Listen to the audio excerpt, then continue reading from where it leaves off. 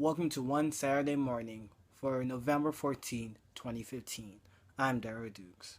Kicking off one Saturday morning is the race for 270. As you've seen in the Republican debate that happened this past week, there was a lot of fireworks and more fireworks. And one of the things that was one of the main points or the talking points was immigration, thanks to Donald Trump and his plan to kid out 11 million immigrants from the United States. Here's the quick clip from an interview that Mr. Trump did for CNN's Aaron Brunette out front with anchor Aaron Brunette about how he plans on putting that plan into tuition. Take a look. First of all, how do you take 11 million people and make them leave? Fine, you'll do it. It's all a package. Number one, we're going to build a wall. We're going to have people come into the country. I agree, okay. But let's go through it. We're going to build a wall. It's going to be a real wall. It's going to be a wall that's powerful and that people aren't going to be going under or up or around or anything else. It's going to be a real wall. And we're going to have a door in the wall. People are going to come into the country legally. And we're going to hopefully get a lot of people coming in, and they're all going to come in legally. We're going to get rid of the bad ones because we have some really bad ones in here right now. And you know that gang members in L.A., you look at some of these gangs, they're 100% illegal immigrants. They're going to be gone, okay? And they're going to be gone fast. And they're not going to be in our prisons for us to take care of them. Our prisons are bursting with illegals right now. What about the law-abiding majority? That's now the big you have question. people that came in illegally, yes, and they're called illegal immigrants, and they're here illegally. They're going to have to go, and they're going to have to come back in legally. And otherwise, we don't have a country. And if we don't do that, we don't have a country. They're going to have to go, and they're going to have to come in legally. They're going to have to come in. Now, before the debate that happened on the Fox Business Network, if I'm not mistaken, on Wednesday, it was they basically did an average on who did what, or try to say who gets to go on which debate. Time either 7 or 9 p.m. and they had to be leading either for them to be in the 9 o'clock debate. They had to have a percentage of 2.5% or more. In the 7 p.m. debate, which they call the kitty table debate, it had to be between 2.5% and 1%. So we did a little research according to Real Clear Politics. If the News Now Nation hypothetically were to do a Republican national debate, it'll be like this. In our primetime debate, it would be Carson, Trump, Rubio, Cruz, Bush, Fiorina, Paul, and Huckabee. Now, to get to know the exact percentage, Carson and Rubio, they basically on the tie. Well, Carson leads Trump by 0.2%. Then right after them two is Rubio with 11%, Cruz with 8.8%, Bush with 5.8%, Fiorina with 3.8%, Paul with 2.8%, and Huckabee has 2.6%. Now the numbers are in percentages, and the ones who will be going into our 7 o'clock debate, again, if we were to have a host the Republican debate, when this election, would be Chris Christie with 2%, Santorum with 8%, and Jindal with 0.5%.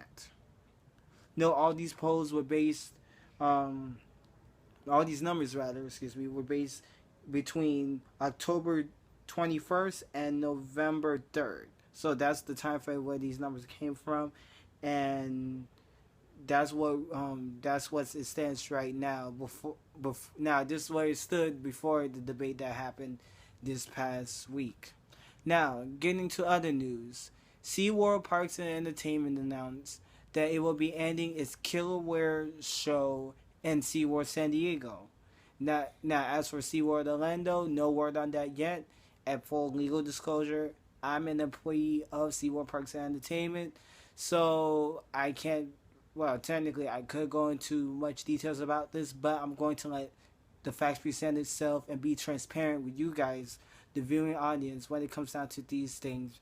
Because let's face it, I understand SeaWorld is a multi-million-dollar company and has lots of guests and employees and stuff, and again, I'm one of them, but I believe in the truth to power and being honest and doing the best factual reporting that I could find. So just wanted to get that legal disclaimer out of the way. So here is the full story that happened on CNN that actually aired during CNN Newsroom with substitute anchor Brianna Keeler, who I do not know who she was filling in for, but you're going to get the gist of what's going on. So take a look. Take a look. Whale shows, like ones that maybe you've seen, certainly have been controversial in recent years. Something like this. They could soon be a thing of the past as SeaWorld decides to phase out these orca shows, in at least one park anyway. This is coming after some major backlash that followed the CNN documentary Blackfish. It exposed alleged mistreatment of orcas and also the deadly attacks on their SeaWorld trainers. CNN's Paul Verkaman is back with me now. So, Paul, it doesn't necessarily, this is the thing we're trying to get at, right? It's not necessarily the end of killer whale shows completely, because SeaWorld has said that there's going to be some sort of orca experience, and we don't really know what it is. And that's exactly right. And in fact, just within the past 5 minutes, the CEO of SeaWorld came back to the investor relations conference, and he told the questioners and the people in the audience that they were listening to their guests and that they wanted a more natural experience for the orcas. And he said basically that this show is going to be less theatrical, but he didn't go so far as to say that this would occur at other SeaWorld parks. And in fact, he suggested also, in talking about the bottom line, which they talk about at these investor conferences, he said perhaps it'll be less expensive to put on such a theatrical show. He also reminded everybody that SeaWorld has some 800 animal species, but again, this orca show has been, the centerpiece of their main drawing attraction for years and years. And so we're waiting to hear still more details as they begin to hash this out at an investors conference, Brianna. All right, we're back here on one Saturday morning to top it off. The president of Missouri State University and the chancellor has resigned after quote-unquote racial tensions among this that's been happening at the school. Now, we don't have the clip of the chancellor resigning from the Post, but we do have a clip, courtesy of USA Today, with the president of, now ex-president of Missouri State, basically saying that, use this as a time of healing, not, excitement and jubilation, the typical speech, but I'd rather you hear straight from the horse's mouth. So, courtesy of USA Today, here is the now ex-Missouri University president giving his resignation speech. Take a look. I'm resigning as president of the University of Missouri System. My motivation in making this decision comes from love. I love MU, Columbia, where I grew up, in the state of Missouri. I have thought and prayed about this decision. It's the right thing to do. To our students, from concerned students 1950 to our grad students, our football players and other students, the frustration and anger that I see is clear, real, and I don't doubt it for a second. To the faculty and staff who have expressed their anger, their frustration, it too is real. To my friends and my supporters that have been so gracious and have sent so many emails and texts and calls of support, I understand that you might be frustrated as well. And I take full responsibility for this frustration, and I take full responsibility for the inaction that has occurred. I'd ask everybody, from students to faculty, staff, to my friends, everybody, use my resignation to heal and start talking again, to make the changes necessary, and let's focus on changing what we can change today and in the future, not what we can't change, which is what happened in the past. I truly love everybody here and the great institution, and my decision to resign comes out of love, not hate. I'd like to read some scripture that's given me strength.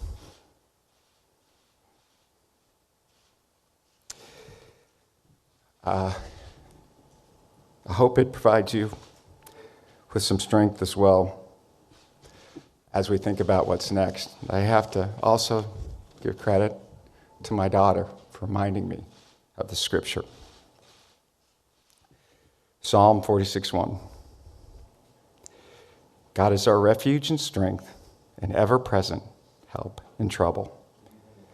We need to use my resignation. Please, please use this resignation to heal, not to hate.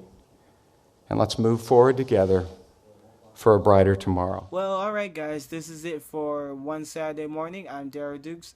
A quick programming note. I know the Democratic National Debate is supposed to be airing tonight on the Columbia Broadcasting System, CBS.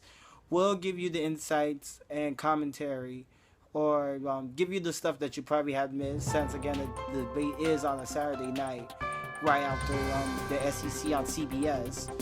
So we'll give you everything that you may have missed from that debate on the special Racer 270 special report. But until next Saturday morning, stay go.